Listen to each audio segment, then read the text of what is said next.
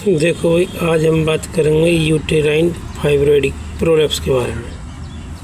Uterine का मतलब uterus, ये हिंदी में बोले तो बच्चेदानी कह सकते हैं, ये गर्भाशय।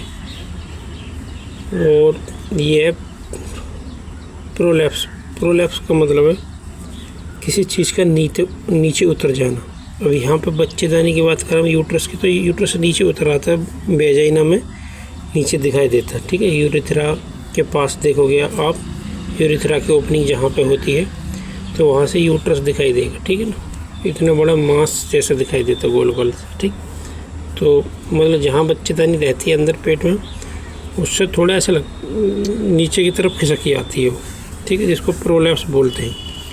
पर कभी कभी क्या है, पेशाब की थैली, यूरिनरी ब्लैडर भी वेजाइना के रास्ते में दिखाई देता है, उसको बोलते हैं सिस्टोसील या bladder prolapse.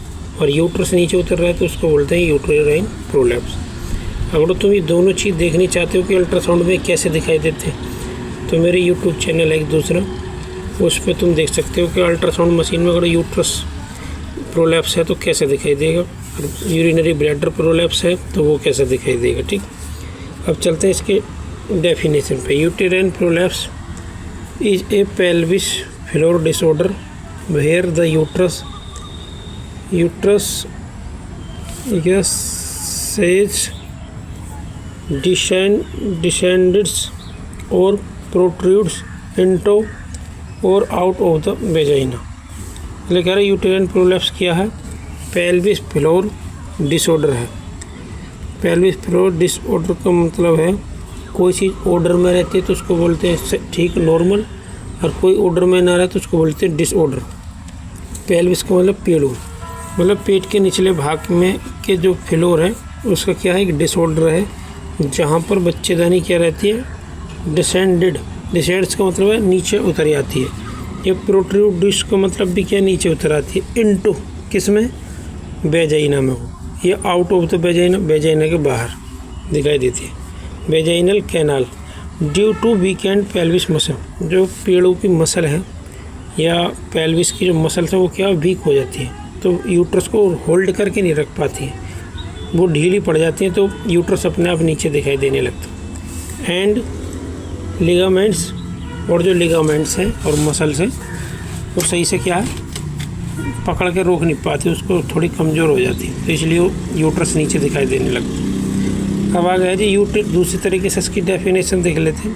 Uterine prolapse is a condition, ये क्या कंडीशन है, स्थिति है, इन विच जिसमें एक वूमेन की जो यूट्रस है वो स्लिप हो जाती है या फिसल जाती है out of its normal position, जहाँ उसकी नॉर्मल पोजीशन है उससे बाहर की तरफ ये क्या खिसक आता है।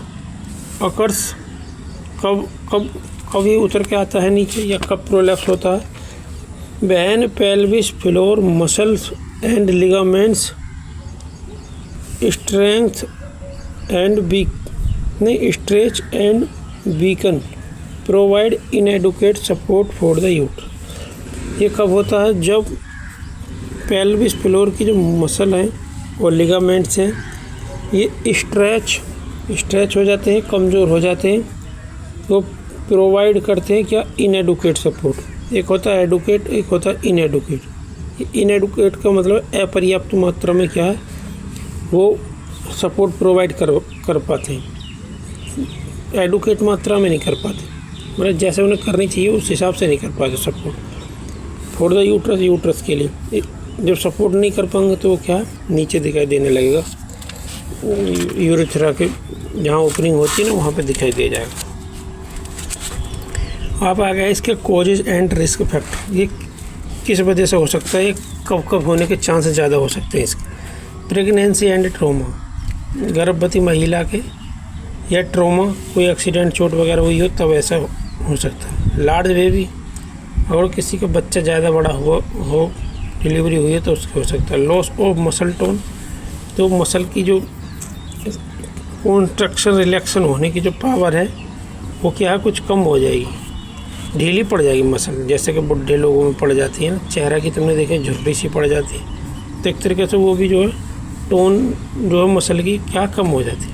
ओबेसिटी एंड कॉन्स्टिपेशन, ओबेसिटी होती है मतलब जिस पे मोटापा ज़्यादा हो। कॉन्स्टिपेशन जिसको पोटी 2-3 दिन में एक बार आती है। कॉन्स्टिपेशन किसे क्यों हो सकती है, जैसे मान लो किसी को 2-3 दिन में पोटी हो रही है और जब वो वॉशरूम में जाएंगे तो कम से कम 10-20 आधे घंटा बैठे रहते हैं और वो जोर लगाते हैं कि हमारी पोटी निकल जाए, पोटी हो जाए, लेकिन उसका जो असर है थोड़ा बहुत किस पे जाता है, यूट्रस पे भी जाता है, तो यूट्रस नीचे को पुश होता है। इसमें क्या ये भी एक कारण है किसका, प्रोलैप्स यूट्रस का। एक्यूमुलेशन ऑफ फ्लूइड, पेट में पानी इकट्ठा हो जाए तो भी ये हो सकता है। क्रोनिक खांसी, तुम बार बार खांसोगे तो भी यूट्रस क्या है बाहर को निकल आ सकता है। यूटेराइन फाइब्रोइड और ट्यूमर, बच्चेदानी में फाइब्रोइड हो या ट्यूमर हो तो भी प्रोलैप्स यूट्रस हो सकता है। पेल्विस सर्जरी, पेल्विस में किसी चीज़ की सर्जरी हुई हो तो ये हो सकती है। तो स्पाइनल इंजरी,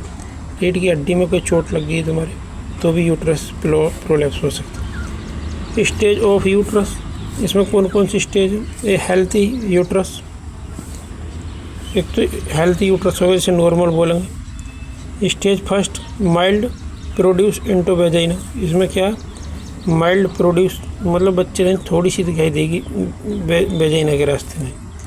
स्टेज 2 में थोड़ी ज़्यादा दिखाई देगी। स्टेज 3 में क्या है जी, ये थोड़ी इसमें पूरी बच्चेदानी क्या है बाहर निकल के आ जाएगी तुम्हारी, ठीक है ना, वेजाइना में दिखाई देगी पूरी बच्चेदानी। वैसे मान लो नाशपाती जैसे आकार की या गोल गोल सी छोटे आलू जैसी दिखाई देती है। आ गया सिम्टम्स, लक्षण क्या है जी। Feelings of heaviness in pelvis, पेड़ों में क्या है भारीपन सा लगेगा। अब खुद सोचो जो बच्चेदानी बाहर निकली है किसी लेडीज़ की तो भारीपन तो खुद ही लगेगा। Pain in pelvis region and back side, दर्द होगा किसमें, पेल्विस में, पेड़ों में और क्या है बैक साइड में। पेन इन एब्डोमेन, पेट में दर्द होगा। Severe pain during intercourse, sex करते हुए क्या ज़्यादा दर्द होगा। कॉन्स्टिपेशन, कब्ज हो सकती है इसकी वजह के लक्षण में। Recurrent bladder infection, urinary bladder में उसमें क्या है बार बार इन्फेक्शन होने के चांस रहेंगे। एक्सेसिव वेजाइनल डिस्चार्ज, जब पीरियड्स होंगे तो बहुत ज़्यादा ब्लीडिंग हो सकती है या वाइट डिस्चार्ज बहुत ज़्यादा हो सकता है लेडीज़ को। यूरिन इनकॉन्टिनेंस, यूरिन इनकॉन्टिनेंस क्या है यार ये मेरे को नहीं पता, किसी को मालूम हो तो बता देना कमेंट।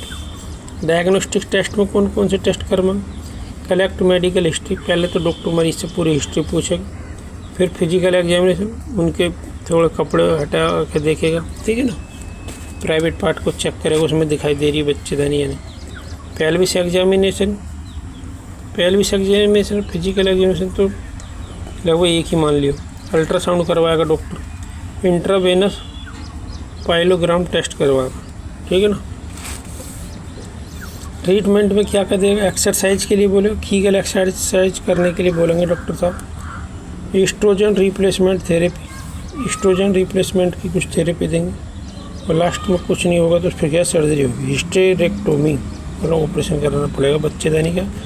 ये यूटेराइन सस्पेंशन, एक यहाँ पर रिंग टाइप की रहती है, ठीक है ना, रबड़ जैसी, उसको लगा देते हैं जिसकी वजह से बच्चेदानी नीचे नहीं आती है, इसको भी लगा सकते। तो इसमें हमने क्या क्या देख लिया, ट्रीटमेंट देख लिया, डायग्नोस्टिक टेस्ट देख लिए, सिम्टम्स देख लिए, डेफिनेशन देख ली, कोजेज देख ली, स्टेज ऑफ यूट्रस देख ली, ठीक है ना।